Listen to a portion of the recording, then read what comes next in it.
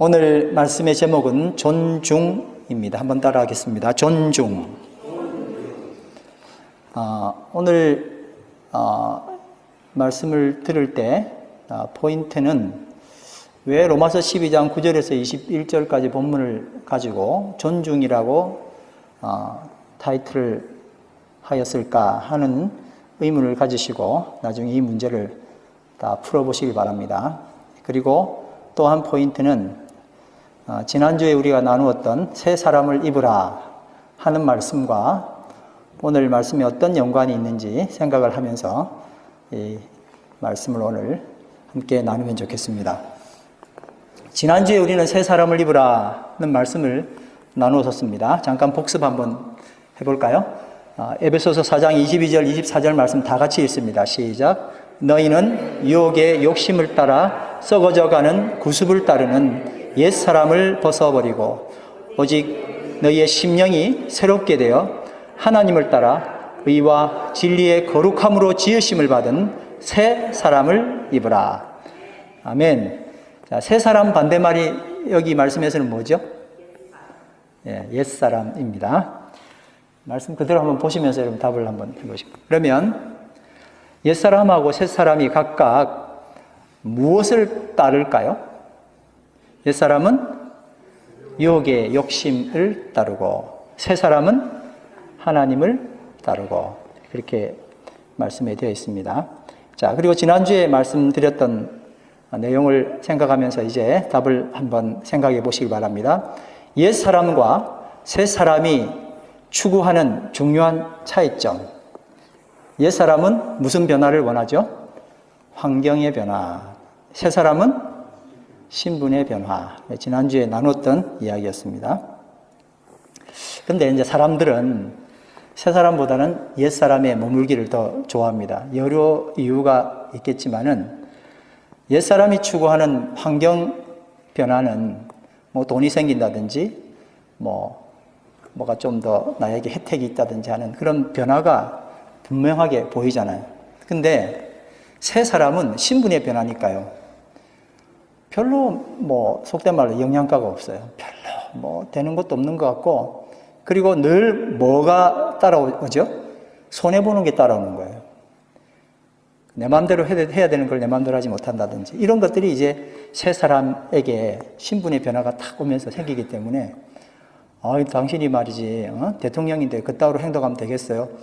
가만히 있다가 잘 있다가 대통령만 된다 그러면은 청문회 일어나가지고 난리가 나죠. 다 검사하고. 잘 있다가 뭐 하면요? 장관 된다면 갑자기 막 당신이 장관이 되려면 그러면 될까요? 하고 다 따진단 말이에요. 그러니 뭔가 신분의 변화가 일어나려면은 손해보는 게 너무나 많이 생기는 거예요. 그러니까 나 그냥 귀찮아. 왜 저 사람 그냥 하고 말래? 이렇게 생각하는 거죠.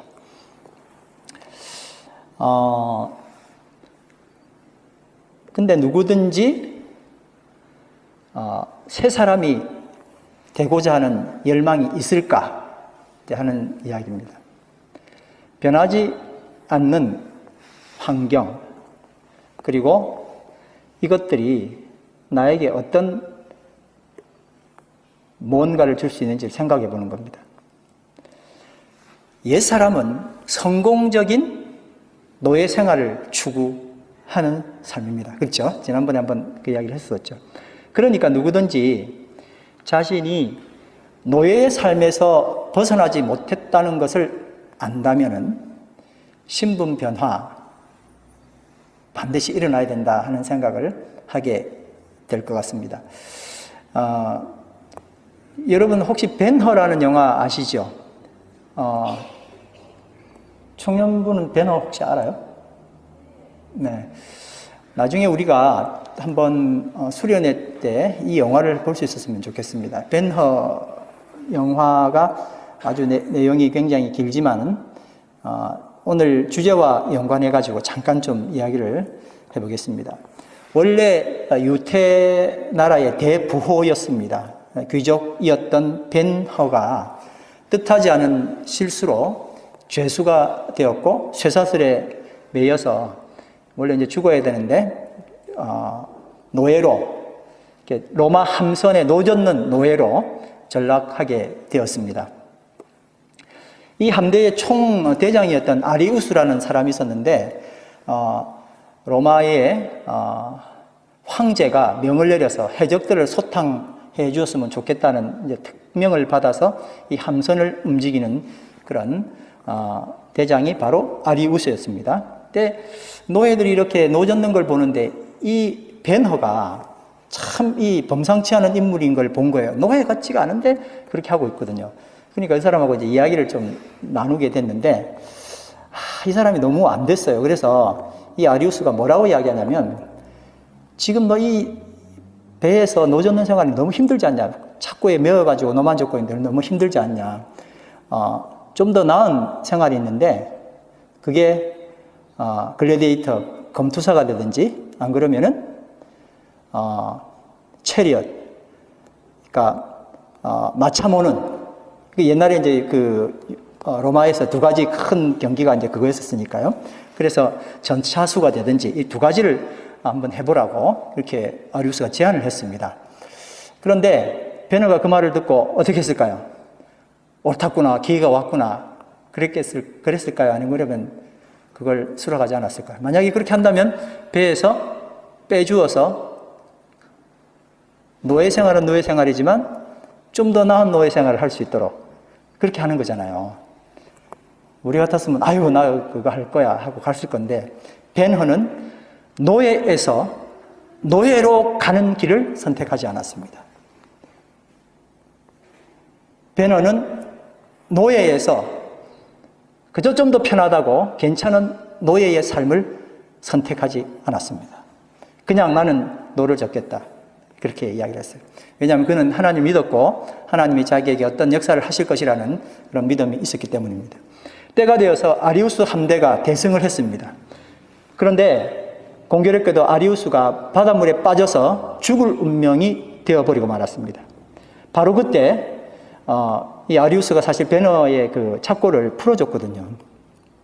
그래서 그 풀린 덕택으로 베너가 뛰어가서 바닷물에 빠져 있는, 그리고 우리는 졌어 하고 이제 그 아리우스는 함선이 이긴 줄 모르고 그냥 나를 죽여달라고 그러는데 그게 아니라고 해서 베너가 구해낸단 말입니다. 그렇게 해서 이제 아리우스를 살려내고 함선이 이겼다는 이야기를 듣고 마침내 대승한 결과로 로마 황제가 큰 상을 내리게 되는데 그때 베너를 내가 마음대로 하도록 할 수 있는 허락을 받게 되는 거예요. 그래서 결국 베너는 그 아리우스의 뭐가 됐냐면은 양아들이 된 거예요. 양아들이 되었더니 어떤 일이 일어났습니다. 아주 긴 이야기지만 짧게 제가 말씀드린다고 좀 보복되고 있습니다. 아리우스에게 노예에서 벗어나는 것뿐만 아니라 베너에게 노예에서 벗어나는 삶을 줬을 뿐만 아니라 아리우스가 가졌던 모든 특권, 모든 권한을 이어받게 된 것입니다.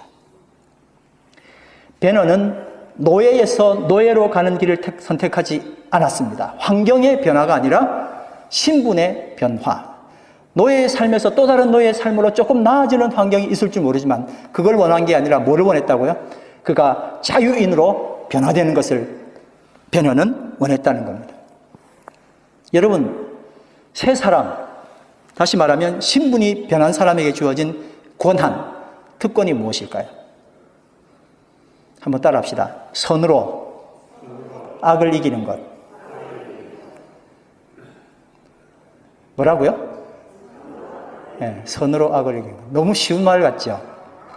선으로 악을 이기는 게 이 세 사람에게 주어진 특권과 권한이었습니다. 오늘 본문 9절 말씀 다 같이 한번 읽겠습니다. 시작. 사랑에는 거짓이 없나니 악을 미워하고 선에 속하라. 17절 말씀 시작. 아무에게도 악을 악으로 갚지 말고 모든 사람이 선하다고 생각하는 일을 하려고 애쓰십시오. 21절 시작. 악에게 지지 말고 선으로 악을 이기십시오. 이 말씀 어디에 있는 말씀이죠? 로마서 12장 후반부에 성도의 삶에 대한 이야기입니다. 그렇죠? 그러니까 보통의 삶은 악으로 악을 이기는 거였어요. 그렇죠? 물론 악에게 지지만, 그런데 선으로 악을 이기라는 겁니다. 교통경찰이 옛날에는 그랬잖아요. 100km 가야 되는 그런 거리를 120km, 130km로 차가 쉥 가면은 경찰이 어떻게 해야 되죠? 그 차를 잡기 위해서 어떻게 해야 돼요? 140km로 뛰어와야죠, 뭐. 경찰은 법을 범한 겁니까? 안 범한 겁니까? 범했죠, 뭐. 그렇게 해서 악으로 악을 징계할 수밖에 없는 상황이에요. 학교 가서 자꾸 애들을 때리는 자녀에게 엄마가 잠깐 와봐. 그러고는 다 이러지 않고 어떻게 하죠? 자기도 엄마도 막 때리면서 때리지 말라고 그렇게 말하는 것과 똑같아요. 악으로 악을 징계하는 거잖아요. 노예 신분에서는 악에게 짓눌려 살았기 때문에 어쩌다가 악을 사용해서 악을 이기는 경우가 있습니다. 여러분, 이 세상의 역사를 보면 모두가 다 복수극입니다. 그렇죠? 복수극이 뭐예요? 악으로 악을 이기는 거잖아요. 아무도 이 방법 이외에는 악을 이길 수가 없었습니다. 역사는 반복됩니다. 그래서 악으로 악을 이긴 그 악이 다른 사람의 고통이 돼서 또 이제 나에게 복수의 칼날로 돌아오게 되는 겁니다. 이게 늘 반복되는 거예요. 역사도 반복됐지만 내 삶도 그렇게 반복되는 거예요. 나는 징계하기 위하여 그 사람이 잘못했기 때문에 내가 악으로 악을 대했는데 그거는 아무 관계 없어요. 그냥 또 악이 나에게 또 와서 복수를 하는 거예요. 이게 그냥 우리의 삶인 거예요. 이게 계속 반복되는 겁니다. 이런 와중에 누가 오셨어요? 예수께서 우리에게 오신 거예요. 역사 가운데 오셨고 우리에게 오셨습니다. 그리고 십자가를 지심으로 악으로 악을 이기는 모든 악순환을 끊어버리셨습니다. BC에서 AD로. 인류는 선으로 악을 이길 수 있는 대전환을 맞게 된 것입니다. 그리고 예수 그리스도를 믿으며 그 이름을 믿는 자는 뭐가 됐어요? 하나님의 자녀가 되는 권세를 받게 된 겁니다.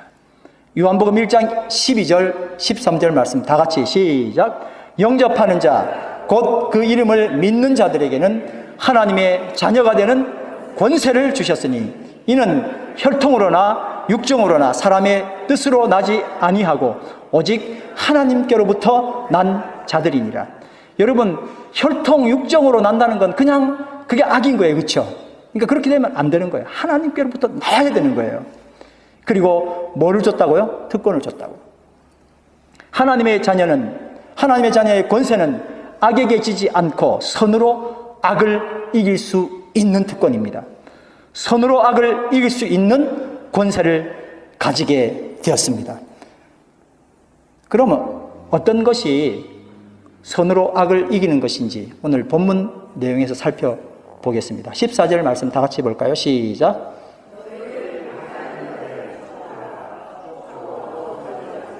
다시 한 번 더 시작. 너희를 박해하는 자를 축복하라. 축복하고 저주하지 말라. 노예 신분으로는 박해하는 자를 이길 방법이 뭐밖에 없어요? 박해하는 자를 저주하는 겁니다. 그래야 악으로 악을 이겨내죠. 예를 들어서 이럴 수도 있잖아요. 노예가 저 주인이 너무 나에게 못되게 하는데 좀 선하게 한번 해야 되겠다. 그렇게 해서 선하게 했더니 주인이 아유, 저 노예가 나한테 참 착하게 구는데 내가 이러면 안 되지. 이렇게 생각하면 참 다행이지만 보통은 그렇게 안 하고 어떻게 하죠? 그래, 저렇게 두들겨 팼더니 이제 말을 잘 듣는구만. 그러면서 더 심하게 다른 노예들까지 또 못되게 구는 거예요. 악에게 악으로 아무리 선한 의도를 가지고 그런 모습들을 보여줘도 결국 악으로 또 돌아오는 거예요. 그러니까 그 다음 그 노예는 어떻게 할까요? 이제 다시는 하나 봐라 하고 더 이를 갈겠죠. 예. 그런데 하나님의 자녀가 되면 박해하는 자를 축복함으로 이길 수가 있습니다. 한번 따라합시다. 하나님의 자녀가 되면 박해하는 자를 축복함으로 이길 수 있다. 선으로 악을 이기는 겁니다. 그렇죠?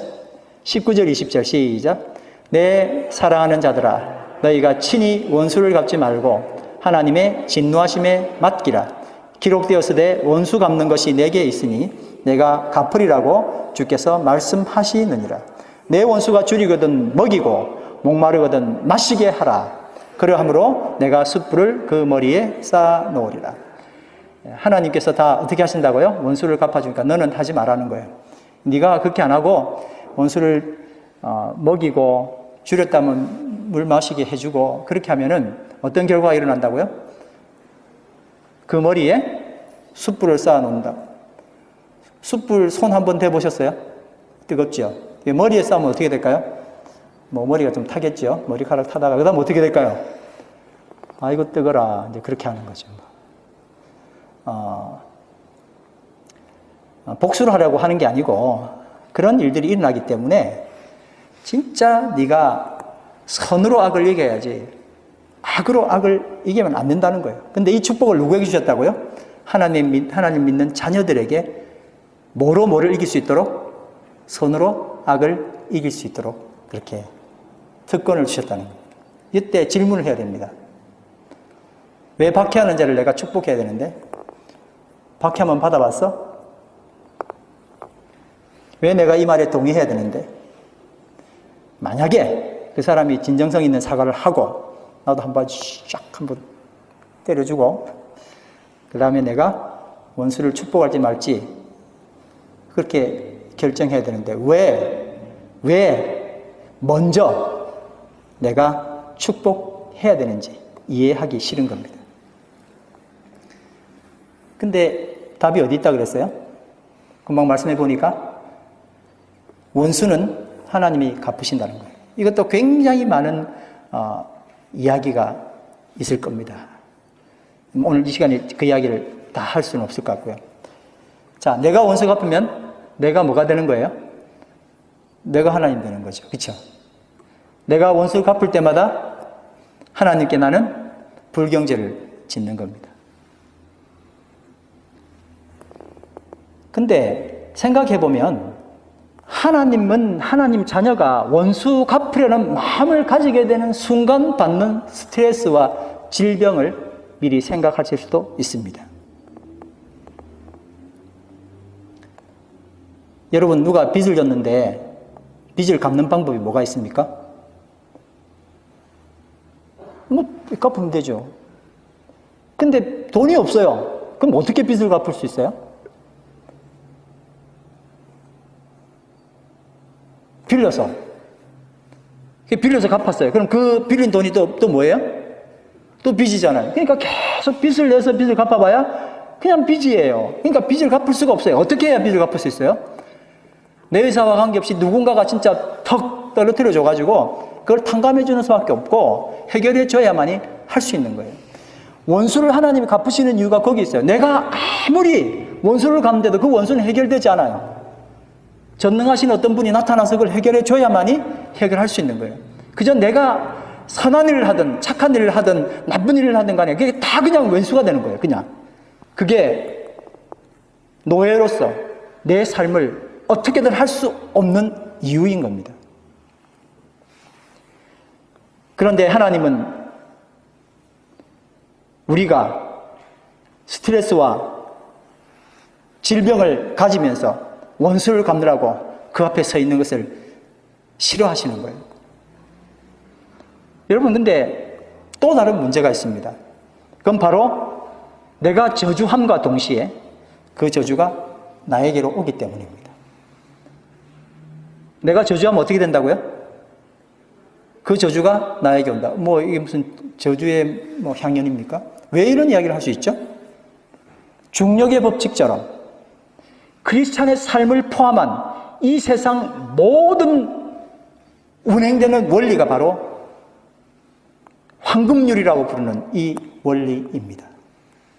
한번 마태복음 7장 12절 말씀 읽어볼까요? 시작. 그러므로 무엇이든지 남에게 대우를 받고자 하는 대로 너희도 남을 대접하라. 이것이 율법이요 선지자니라. 율법이 뭐예요? 선지자는 뭐라고 했어요? 이걸 하는 거예요. 뭐가요? 어떻게 한다고요? 남에게 대우하는 대로 나도 그렇게 대우를 받는다는 거예요. 황금률로 해석되지 않는 세상에는 아무것도 없습니다. 상대방에게 악으로 대하면 뭐가 돌아와요? 대답 안 하세요. 상대방에게 악으로 대하면 뭐가 돌아와요? 왜 악하게 했어요? 왜 상대방에게 악으로 대했죠? 좀 선하라고 그랬잖아요. 사실 그게 목적이죠. 너도 악하게 한번 해봐. 뭐 그거보다는 너 그러면 안 돼. 그러니까 선해야 되라고 분명히 내가 악하게 말했는데 돌아오는 게 뭐라고요? 그게 악이라니. 근데 이게 우리끼리 통용되는 이야기가 아니고 세상의 황금율이에요. 그냥 세상의 모든 원리가 이렇게 되어 있는 거예요. 내가 악하게 대우하면 악이 돌아온다는 거예요. 내가 저주하면 어떻게 될까요? 저주가 돌아와요. 나는 싹 빼고 그 사람한테 저주했지만 그 저주가 나에게 또 돌아오는 거예요. 그냥 그건 원리예요. 그냥 중력의 법칙처럼 원리예요. 원리. 그냥 내가 저주하면 또 저주가 돌아오는 거예요. 그가 먼저 나에게 나쁜 짓 했기 때문에 내가 그럴 수밖에 없어. 하나님은 다 아실 거야. 그렇게 아무리 항변해도 소용없어요. 그냥 내가 악한 말을 하면 어떻게 돌아와요? 악으로 돌아와요. 하나님이 뭐 하지 마라 그랬어요? 왼수 갚지 마라 그랬잖아요.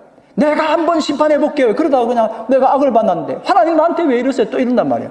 원리는 계속 무시하고 계속 하나님께 항변하고 나한테 악한 일 했던 사람한테 또 항변하고 이걸 왜 자꾸 반복하는지 몰라요. 원리는 그냥 남에게 대접한 대로 내가 대접받는 거예요. 그 앞엔 무슨 사건이 있었어도 소용이 없어요. 그냥 악한 대로예요. 하나님이 해결해 주시지 않으면 정말 우리는 할 수 있는 게 아무것도 없어요. 비판하면 어떻게 돼요? 비판을 받는 거예요. 따지면 어떻게 돼요? 안 따지면 그냥 괜찮은데 따지면 따지는 거로 그대로 돌아와요. 마태복음 7장 1절 2절 말씀 다 같이 시작. 비판을 받지 아니하려거든 비판하지 말라. 너희의 비판하는 그 비판으로 너희가 비판을 받을 것이요 너희가 헤아리는 그 헤아림으로 너희가 헤아림을 받을 것이라. 좋게 헤아리면 좋게 오고 나쁘게 헤아리면 나쁘게 헤아린단 말이에요. 상대를 미워하면 거울에 반사되는 것처럼 그 미움이 그대로 나에게 돌아옵니다. 상대방이 반성하라고 그랬다면 내가 항변을 해도 아무 소용없습니다. 내가 그냥 상대에게 대우했던 그대로 돌아오게 되어 있습니다. 그래서 여러분 내가 저주가 아니라 축복받고 싶으면 어떻게 해야 돼요? 상대를 축복해야 돼요. 근데 이 지구상에 어떤 사람이 내가 축복받기 위해서 철천지 원수한테 축복할 수 있습니까? 차라리 내가 저주받더라도 원수를 저주해야 어떻게 돼요? 속이 시원하잖아요. 바로 이게 뭐라고요? 노예 의지. 따라합니다. 뭐라고요? 노예 의지. 시작. 노예가 의지가 있는데 무슨 의지가 있는 거예요? 그냥 노예 의지가 있는 거예요. 내가 최고의 선택을 한 거예요. 하여튼 내가 이번에는 가만 안 둘 거야. 하여튼 똑소리 나게 한번 왼수 갖고 말 거야. 라고 그 최고의 선택을 했는데도 불구하고 그 선택이 바로 자기도 죽고 나도 죽고 서로 망하는 저주를 선택한 거예요. 이게 무슨 의지라고요? 노예 의지. 솔직히 크리스찬들도 어떤 사건에 대해서는 내가 저주를 받아도 좋으니 상대 한번 저주하고 싶은 마음이 언제나 마음 깊숙이 자리 잡고 있습니다. 저거 한번 골려놔야지. 내가 이건 안 돼. 딴 사람은 모르는데 이건 안 돼. 하고 크리스찬들도 그런 생각을 한단 말입니다. 그런데 여러분 잘 들어보시기 바랍니다. 자유자, 하나님의 자녀인 크리스찬은, 하나님의 아들인 크리스찬은 노예 의지가 아닌 아들의 의지를 선택할 수 있는 거예요. 한번 따라합시다. 아들의 의지를 선택할 수 있다. 딸도 선택할 수 있습니다. 하나님의 딸들도 무슨 선택을 할 수 있어요? 딸의 의지를 선택할 수 있어요. 박해하는 자를 저주가 아닌 축복하는 특권. 이번엔 놀라운 특권입니다. 정말 놀라운 일이 아닐 수 없습니다. 정말 우리가 일상생활에서 지속적으로 크리스찬 안에서도 일어나고 있는 이 이야기를 풀 수 있는 유일한 방법은 하나님 우리에게 주신 특권이에요. 그건 뭐예요? 선으로 악을 이기는 특권이에요. 옛날에는 선으로 선만, 악으로 악만 그렇게 했었잖아요.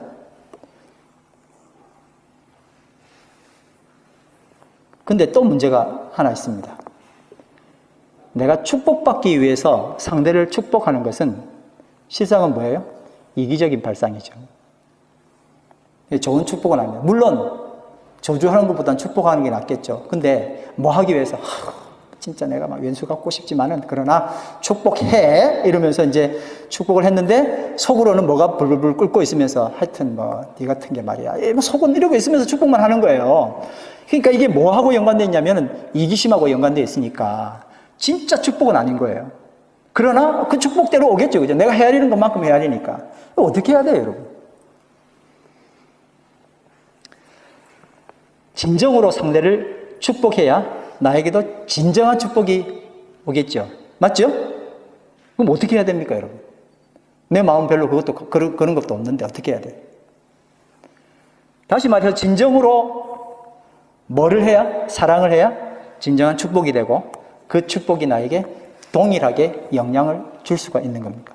그래서 하나님의 자녀됨의 특권은 상대방을 축복하되 진심으로 축복하고 그 비결은 바로 하나님의 주신 사랑으로 하는 것입니다.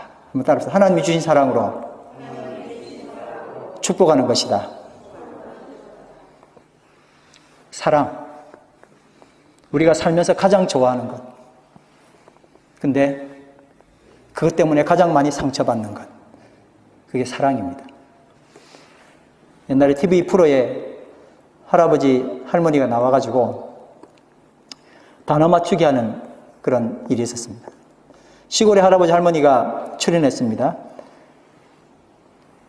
할아버지에게 문제 주고 할머니는 그 문제 맞추는 거예요. 할아버지가 설명을 합니다. 문제가 뭐였냐면은 천생연분입니다. 할머니가 할아버지가 천생연분이라는 말 하지 않고 뭐를 말해야 돼요? 이제 설명을 해서 할머니가 천생연분 이렇게 이제 말을 하는 게 고을입니다. 할아버지가 아무리 설명해도 이 할머니가 못 알아듣거든. 이게 어떻게든 하다가 할아버지가 이랬어요. 당신과 나 사이 뭐라고요? 당신과 나 사이 그랬더니 할머니가 왼수 그렇게 이야기를 합니다. 할아버지가 너무 TV에 저도 봤어요. 그 황당한 얼굴 이러더니 네 글자 그랬어요. 뭐라 그랬을까요?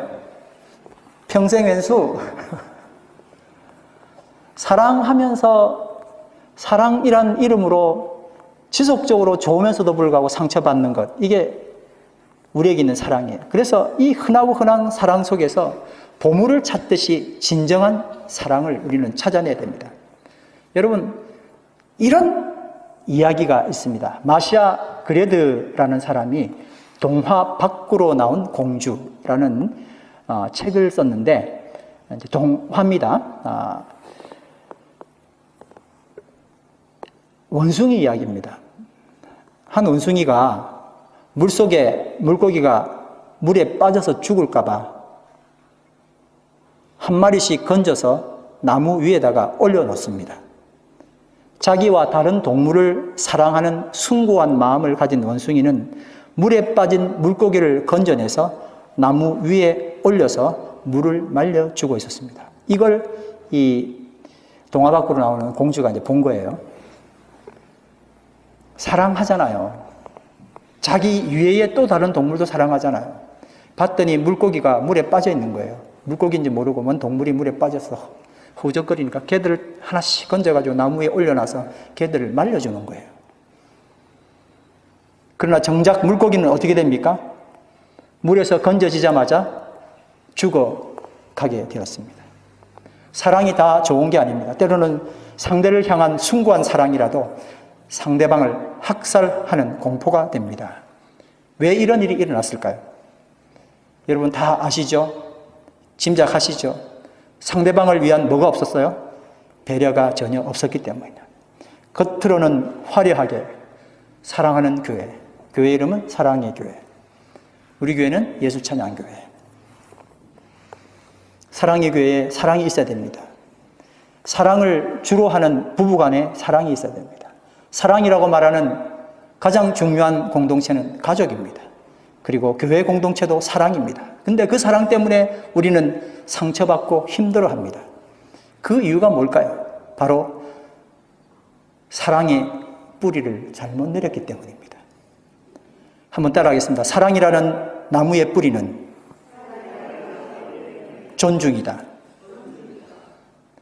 사랑이라는 나무의 뿌리는 존중에 의해서 그 뿌리가 뻗어나갔을 때는 아주 건전하고 건강합니다.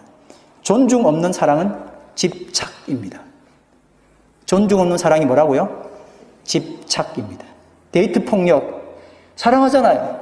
근데 내 말 안 들어준다고 폭력을, 어떤 사람은 죽기도 하고요. 요즘 뉴스에 간간히 나오는 이야기입니다. 사랑이라는 이름으로 포장된 집착입니다. 사랑이 존중의 뿌리 내지 못하고 집착의 뿌리를 내리면 부부간에, 사랑이라는 이름의 부부, 사랑이라는 이름의 가족, 사랑이라는 교회 공동체는 다 뭐가 되죠? 고통을 당합니다. 우리는 데이트 폭력 뉴스를 들으면서 한심하다고 평가하지만 실상 존중 없는 나의 집착이 부부와 가정과 공동체의 폭력을 행사하는 것은 더 한심한 뉴스가 될 겁니다. 한번 따라합시다. 사랑은 존중의 뿌리 내려야 한다. 그럼 여러분, 존중하고 존경하고 어떻게 다를까요? 존중을 좀 더 명확하게 하기 위해서 제가 물어보는 겁니다. 존중과 존경은 어떻게 다를까요? 존경은 상대방의 인격, 성품이 너무 좋은 거예요. 그래서 감동해서 마음속으로 그를 공경하는 마음이에요. 다시 한번 이야기해 보겠습니다. 존경은 뭐라고요? 상대방의 인격, 성품이 너무 대단한 거예요. 감동했어요. 마음속으로 그를 공경하는 마음이에요. 존중은 뭘까요? 오늘 이걸 꼭 여러분 잡으시기 바랍니다. 존중은 한번 따르면 상대의 인격이나 성품에 관계없이 그를 공손히 대한 태도다. 존경은 할 수 있어요. 그렇죠? 존경할 만한 사람이니까 존경을 할 수 있어요. 근데 뭐는 못해요? 저 사람은 뭐 그건 아닌 것 같아요. 그러면 이게 다 무너지는 거예요. 그냥 존중 자체가 안 되는 거예요. 우리는 존경한 사람을 얼마든지 존경할 수 있지만 존경할 수 없는 사람은 뭐 해야 돼요? 존중해야 돼요.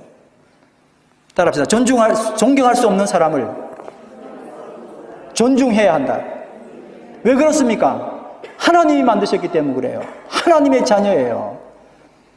그가 누구든 하나님이 만드셨기 때문에 우리가 존중하지 못할 아무것도 없는 거예요.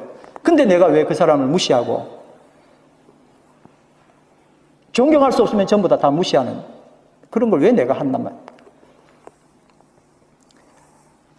김수환 추기경이 국민대학에서 1995년 9월에 강연했던 내용인데 아주 유명한 이야기가 있어서 오늘 소개를 잠깐 하겠습니다. 버나드 쇼와 정신박약자라는 이야기였는데요. 제가 그분의 강의를 한번 읽어보겠습니다. 버나드 쇼와 정신박약자 두 사람이 함께 배를 타고 가다가 파손, 침몰하여 두 사람만 바다에 떠 있게 되었는데 구명대는 하나밖에 없었다.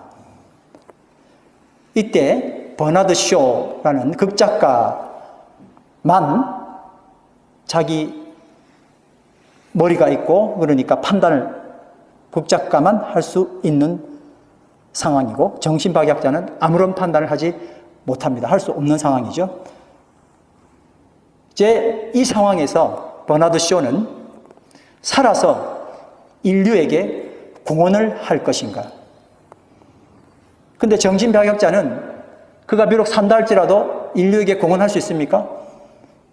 모르겠어요. 공헌을 못한다고 보는 거죠. 그래서 쇼는 자기가 내가 살아야 돼 라고 그 정신박약자를 물에 빠뜨려서 자기가 살아날 수 있는 나름의 일리 있는 근거를 만드는 겁니다. 쇼는 그 상황에서 판단할 수 있는 자로서 판단을 가진 그 사람이 자신을 살기 위해서 바로 그 사람을 희생시킨다면 그는 그 행위 자체로 자기가 살기 위해 남을 해쳤다는 그 행위 자체로 자신이 쓴 모든 글은 다 아무런 의미가 없게 되는 것입니다. 그렇죠. 우리가 얼마나 많은 글을 쓰고 얼마나 많은 말들을 합니까? 근데 정말 그 말대로 했던 분 딱 한 분 계신데 예수 그리스도였어요. 그 상황에서 그분이 죽으신 거예요. 버나드 쇼는 그때 어떻게 했는지, 그리고 그런 상황은 만들어낸 상황이니까 없지만은 진실로 이런 상황이 일어났을 때 예수님은 그 부족한 사람을 위하여 뭐 하셨어요? 죽으셨다는 거예요. 그런데 버나드 쇼가 희생이 되면서 정신박약자를 살려낸다면 그 행위 자체가 지금까지 그 사람이 글로만 말했던 휴머니즘, 인간의 현실로 증명해주는 행위가 되고, 그 행위는, 그 사랑은 가장 큰 사랑이 될 것이다. 이게 김수환 추기경이 강연 시간에 했던 이야기입니다. 사람들의 존경을 받는 버나드 쇼가 있습니다. 또 사람들에게 존경받지 못하지만 하나님의 자녀로서 존중받는 정신박약자가 있습니다. 세상은 내 중심으로 동심원을 그리게 되어 있습니다. 세상은 뭐라고요? 내 중심의 동심원을 그립니다. 그러나 기독교 사랑은 어떻게 되어 있습니까? 사람은 하나님의 사랑을 받는 존재. 따라합니다. 사람은 하나님의 사랑을 받는 존재. 또 따라합니다. 사람은 하나님이 존중하는 존재. 그래서 예수님의 말씀에 의미가 있는 것입니다. 마태복음 25장 40절 말씀 다 같이 읽습니다. 시작. 여기 내 형제 중에 지극히 작은 자 하나에게 한 것이 곧 내게 한 것이라. 바로 그것을 실천하기 위해서 예수 그리스도께서는 실질적으로 돌아가셨고 우리의 삶에 그걸 요청하시는 겁니다. 여러분, 오늘 우리가 본문 말씀으로 읽었던 것, 이 모든 말씀이 존경으로는 해결되기 힘든 이야기들이 있습니다. 존경하는 사람한테는 얼마든지 할 수 있잖아요. 근데 존경할 수 없는 사람한테 이거 못해요. 근데 이걸 요구하는 이유는 존중 때문에 가능한 거예요. 한번 같이 보겠습니다. 9절 시작. 사랑에는 거짓이 없나니 악을 미워하고 선에 속하라. 아멘. 사랑에는 뭐가 없다고요? 거짓이 없어요. 거짓말 할 수 없어요. 사랑합니다. 사랑 안 하면 살 수 없다는 거예요. 그래서 반드시 뭐 해야 돼요? 악을 미워하고 선에 속해야 사랑이 사랑인 겁니다.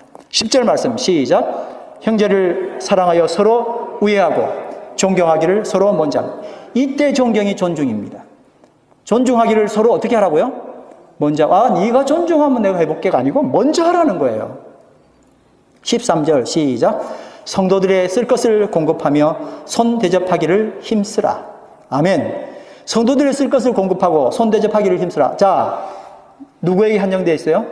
내가 생각하는 이웃, 내 중심의 바운다리, 그 동심원 안에 있는 사람에게는 내가 잘하죠. 그거 아니라는 거예요. 뭐 할 때 가능해요? 존중할 때 가능해지는 것입니다. 15절 시작. 즐거워하는 자들과 함께 즐거워하고 우는 자들과 함께 울라. 우는 자들과 함께 울기는 그래도 뭐 이것도 어려운 이야기 쉽지만 즐거워하는 자와 함께 즐거워하기는 조금 힘들어하는 것 같습니다. 예, 누가 기쁠 때 같이 기쁜 건 참 하나님 주신 은혜입니다. 16절 시작. 서로 마음을 같이 하며 높은 데 마음을 두지 말고 도리어 낮은 데 처하여 스스로 지혜 있는 채 하지 말라. 다 뭐로 가능한 거예요? 존중으로 가능한 것입니다. 이 말씀들의 뿌리는 존중입니다. 존중할 때, 그리고 내가 손해보는 일이 아니에요. 하나님이 이미 어떻게 하신 거예요? 그 사람을 존중하셨어요. 하나님 만드셨기 때문에 존중받지 못할 사람이 아무도 없어요. 오늘 여기 내 형제 중에 지극히 작은 자 하나에게 한 것이 곧 내게 한 것이라. 하나님의 사랑을 가지고 하나님 주신 사랑으로 우리가 헌금을 하나님 주신 사랑으로 드리는 것처럼, 주신 은혜로 드리는 것처럼 우리의 사랑도 하나님 주신 것 가지고 또 주변에게 나누게 되기를 간절히 바랍니다. 존중하게 되기를 간절히 바랍니다. 이제 금주의 암송 말씀 다 같이 한번 읽겠습니다. 시작. 형제를 사랑하여 서로 우애하고 존경하기를 서로 먼저 하며. 우리 다 같이 일어나셔서 찬양 드립니다.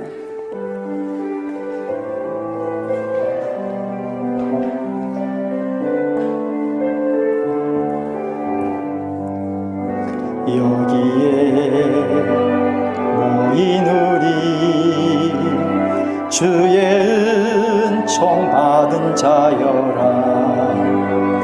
주께서 이 자리에 함께 계심을 아노라. 언제나 주님만을 찬양하며 따라가리니 시험을 당할 때도 함께 계심을 믿노라.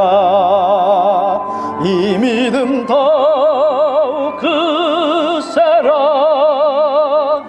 주가 지켜주신다. 어두운 밤에도 주의 밝은 빛 인도하여 주신다. 주님이 뜻하시니 헤아리기 어렵더라도 언제나 주 뜻 안에 내가 있음을 아노라. 아멘. 사랑과 말씀들이 나를 더욱 새롭게 하니 때로는 넘어져도 최후 승리를 믿노라. 이 믿음 더욱 크세라. 주가 지켜주신다. 어두운 밤에도 주의 밝은 빛 인도하여 주신다. 다 같이 오늘 말씀을 생각하시며 합심하여 기도하겠습니다. 사랑의 아버지 하나님, 존중하지 못하여 진실로 사랑하지 못하여 사랑 공동체에서 사랑으로 많은 상처를 받았습니다. 하나님이 우리에게 주신 특권은 노예의 의지가 아니라, 그래서 악으로 악을 갚을 수밖에 없는 상황이 아니라 이제 우리는 선으로 악을 이기는 선택을 할 수 있는 놀라운 은혜와 특권을 받았사오니 하나님 주시는 사랑으로 진실로 존경하며 존중하는 예수찬양 공동체요, 부부 공동체요, 가족 공동체 될 수 있도록 축복하여 주시옵소서. 하나님의 은혜를 간구합니다. 사랑에는 거짓이 없나니 악을 미워하고 선에 속하라 하셨고, 형제를 사랑하며 서로 우애하고 존경하기를 먼저 하라 하였고, 성도들의 쓸 것을 공급하고 손대접하기를 힘쓰라 하셨고, 서로 마음을 같이하여 높은 데 마음을 두지 말고 낮은 데 처하라 하셨는데, 이 말씀을 따를 수 있도록 주여 인도해 주시옵소서. 우리의 존중하지 못했음을 주님 용서해 주시고, 예수께서 우리를 존중해 주셨던 것처럼 정말 존경할 수 있는 한 부분도 없는 저를 존중해 주셨던 것처럼 우리도 존중할 수 있게 축복하여 주시옵소서. 이 믿음 더욱 크세라. 주가 지켜주신다.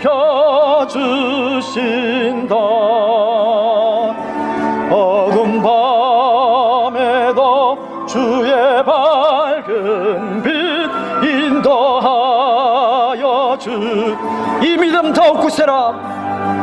이 믿음 더욱 크세라. 주가 지켜주신다.